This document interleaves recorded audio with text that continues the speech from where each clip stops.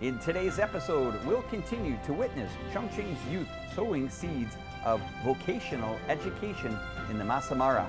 Step into NBA star Stephen Curry's visit to Chongqing. Experience discovering Chinese and Western medicine in Chongqing with students and teachers from 15 nations. Join a Danish musician's folk music journey through Western China. In the last episode, we saw two Chongqing youths go from hotel operators to Chinese dads for 29 girls in the African savannah. Now, this story has more meaningful continuation. Yes, their kind deeds have earned recognition and support from the local government, which has even helped build a school. These two Chongqing youths have brought the concept of vocational education from China to Africa, transforming the lives of local people. From business to charity, how have they used a spirit of benefiting the world to protect the shared habitat of humans and animals? Let's continue their story. In early 2025, the local state government conducted an unannounced inspection, reviewing around 5 institutions across the region that claimed to support and shelter kids. It turned out that some of them were falsely claiming donation without doing real work. Only the 2 men from Chongqing were truly committed to their cause. Moved by their dedication, the state government proposed the idea of building a school. There is a Chinese mindset is that no child should be left out of school. Locally, their schooling coverage extends only up to 9th grade, equivalent to the 3rd year of junior high school in the Chinese education system.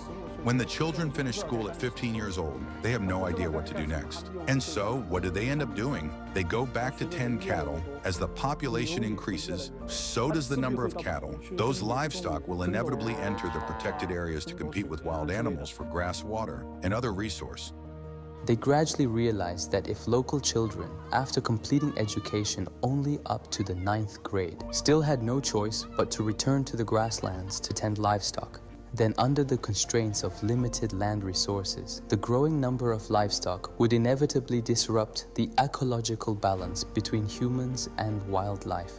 The number of animals in the Masai Mara is declining at an exponential rate. In my opinion, human-wildlife conflict is the biggest issue facing the Masai Mara today. The population is growing at an explosive rate, so that traditional livestock farming and the land's carrying capacity can no longer absorb such a large labor force. So where will the next generation of Masai go? For example, in China, when a herd of wild elephants from Yunnan migrated northward and ate some villagers' crops and fruits. But if we ourselves were still in a state of poverty, struggling to have enough food, and wild elephants came to compete with us for food, then they would be seen as mortal enemies. So only by developing productivity, only when the productivity of local people is truly liberated, and they are no longer relying solely on tending cattle to survive, can wildlife conservation achieve greater success. They realized that maintaining the ecological balance between human and wildlife on the savannah depends on improving local productivity, and for local communities, developing vocational education to equip young people with practical skills so that they can earn a living by acquiring skills rather than competing with wildlife for resources. A win-win situation can be achieved for both wildlife conservation and local development. Just like the Chinese vocational education videos I showed them. For example, learning to operate an excavator or training to become an electrician, they said that's exactly what they lack.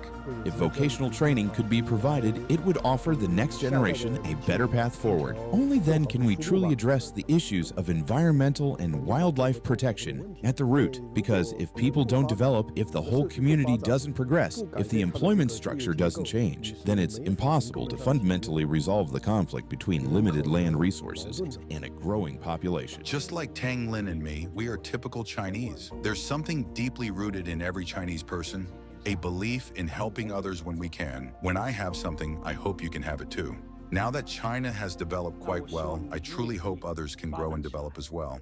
From the founding of a hotel to the creation of a shelter, from building a school to bringing the concept of vocational education on the savannah of Kenya, it is through these ongoing efforts that they have left their mark, woven into the growth of children, the protection of animals, the breath of the savannah, and the rhythm of nature. 那个日出的光线照到下面的动物，那才是马赛马拉的精髓。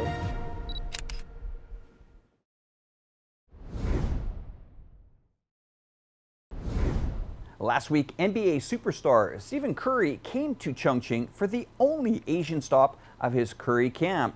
From watching Szechuan opera face-changing performances to enjoying a dazzling drone light show, the basketball icon was full of excitement throughout, igniting the crowd's passion. What's more, Curry personally experienced Chongqing's cutting-edge intelligent connected vehicles, gaining a deeper appreciation of the city's innovative manufacturing. Let's take a look at this cross-Pacific cultural dialogue. Recently, NBA star Stephen Curry kicked off the Chongqing stop of his Asia tour.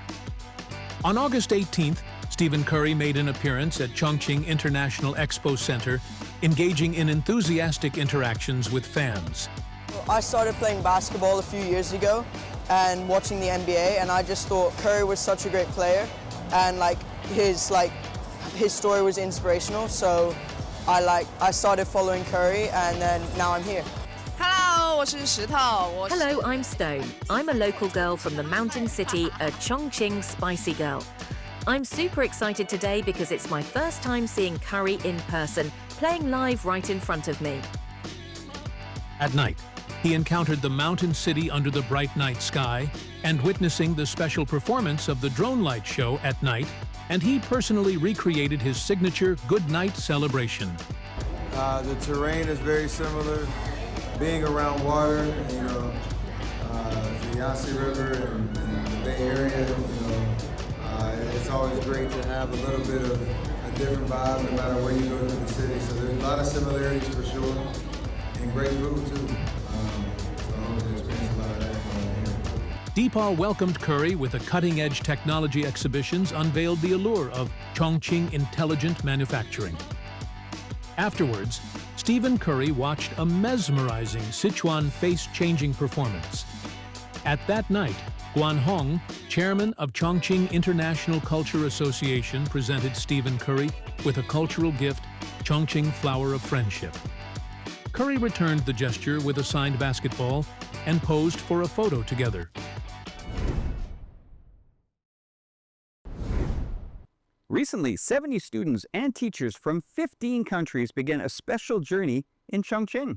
Yes, and the Chongqing Medical University's summer camp, they not only study the integration of Chinese and Western medicine, but also experience the culture of Ba Yu, traditional Chinese medicine, as a treasure of Chinese culture is being spread worldwide by these young students. Let's step into the world of these international students and see what unique medical culture experiences they've had. 충칭의과대학 사랑해요. Chongqing Medical University Study and Culture Tour, a flagship international education program of this university, has been successfully held for 11 consecutive editions. Over a decade of dedicated efforts, the program has attracted nearly 600 overseas teachers and students from around the world. This year, it brings together nearly 70 students and teachers from 15 countries. One of my hobbies is watching Chinese drama, so I learn Chinese culture watching drama. So I really want to experience Chinese culture, so I come to here. I thought that coming to China would be something super new, super unique, and so far it really has been. It's been really cool to see what the similarities and differences are between China and Canada, especially in healthcare. The camp has included a bunch of course packages and cultural activities, from museum visiting to cultural highlights like Tai Chi and Chinese traditional paper cutting. We use AI for a lot of the paperwork when it comes to research. So I'm also volunteering in research in my country. When they talked about using AI to gather the information, I felt like it was very useful. I would like to say that China managed to get such a new modern way for writing researches, for having them mixing the traditional Chinese medicine and the modern medicine right now in our world. I was quite impressed by the labs, by the instruments, by the machines that I saw in this trip. Welcome to the vibrant energy of Chongqing Medical University Study and Culture Tour, a summer camp that offers a mix of academic and hands-on learning, providing a unique window into China's leading medical education and its rich cultural tapestry. Stay curious. Keep exploring. Your journey with Chongqing Medical University continues. Recently, Danish electronic musician Rasmus came to Chongqing to start his journey to Western China's melody, deeply exploring the ethnic communities in Western China and creating unique cross-cultural music works in his own way. That's right. He incorporates Western folk songs into electronic music. What kind of sparks will this cross-cultural collision create? Let's follow the camera and see how he searches for the DNA of traditional Chinese folk songs in the Mountain City. Western China's Melody, Stories of Chinese Folk Songs, international co-production music documentary project has officially launched. I'm a musician from Denmark and I do electronic music, but also I play different instruments. I've been here once 2 years ago, but that was only for 1 day, so I didn't really have the time to explore last time. I've had such a good impression this far. It's a city most people have never heard of in the West, and it's impressive and huge and clean and nice. We went to a sky bar last night with a view all over the city, so we could see the lights and the bridges, and it was amazing. What I'm expecting is I'm definitely hoping to see some beautiful landscapes, meet some amazing people, hear some stories, hear some songs, and see them play some instruments probably I've never heard of before. I'm gonna meet these people who play traditional music in their own way and old folk songs, and we're gonna merge these styles together and create something new. And I'm gonna meet the culture and understand their background. So it's gonna be really exciting. For each place I am, I will take this back home and meet up with some producers in the West and make a full album of songs. And these songs is gonna be a mix of our sound and the culture of these places we're in. I'm ready for an adventure.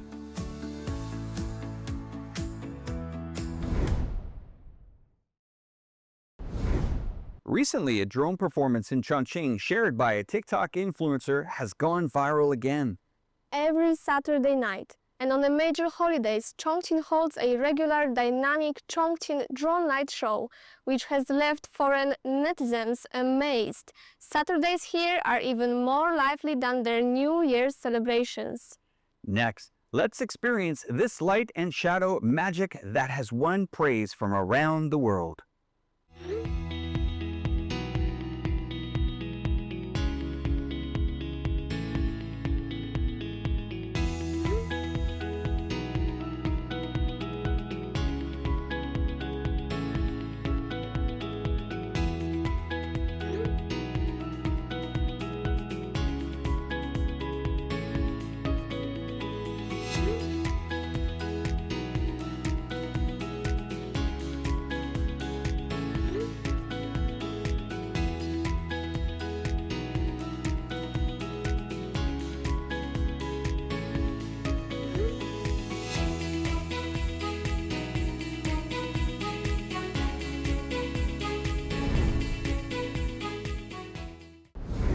That's all for today's episode. Thanks to Wosha for her wonderful insights. Thanks, Alice, and thank you all for tuning in. Let's meet showcasing new Chongqing to the world. I'm your host, Alex. Thanks for watching. Bye for now. Goodbye.